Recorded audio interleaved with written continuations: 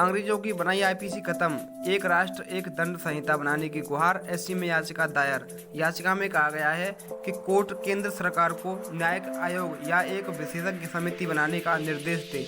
यह आयोग या समिति भ्रष्टाचार व अपराध से संबंधित सभी घरेलू व आंतरिक कानूनों का परीक्षण कर एक राष्ट्र एक दंड संहिता का मसौदा तैयार करे। सुप्रीम कोर्ट में याचिका दायर की गई है, जिसमें 161 साल पुरानी दंड संहिता यानी आईपीसी को रद्द करने और नई संहिता बनाने का आदेश देने की गुहार लगाई गई है। याचिका में भी कहा गया है कि 1860 में लॉर्ड मैकाले की बनाई आईपीसी के कुछ प्रावधान अलग अलग राज्यों में अलग अलग हैं।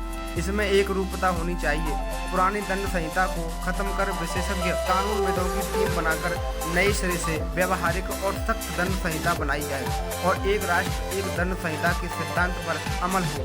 बीजेपी नेता और वकील अश्विनी उपाध्याय की इस जनहित याचिका के मुताबिक सुप्रीम कोर्ट संविधान और मौलिक अधिकारों का संरक्षक है। इसी भूमिका के नाते वह भारत के विधि आयोग को भ्रष्टाचार और अपराध से संबंधित घरेलू और आंतरिक कानूनों का परीक्षण करने और 6 महीने के भीतर कठोर व व्यापक भारतीय दंड संहिता का मसौदा तैयार करने का निर्देश दे सकती है।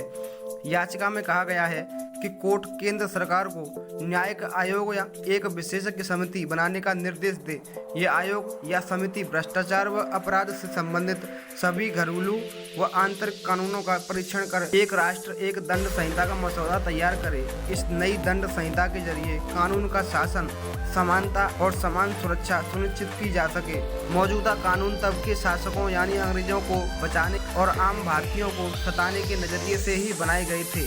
उसमें भेदभाव था। अब रिश्वतखोरी यानी रिश्वत लेने देने, मनी लॉन्ड्रिंग, काला धन, मुनाफाखोरी, मिलावट, जमाखोरी, कालाबाजारी, नशीली दवाओं और पदार्थों की तस्करी, सोने की तस्करी और मानव तस्करी पर विशिष्ट अध्याय वाले कड़े व व्यापक कानून प्रावधानों वाली एक राष्ट्र एक दंड संहिता को लागू करना पहली शर्त है। इसके बिना कानून के शासन और जीवन के अधिकार, स्वतंत्रता और गरिमा को सुरक्षित और सुनिश्चित नहीं किया जा सकता है।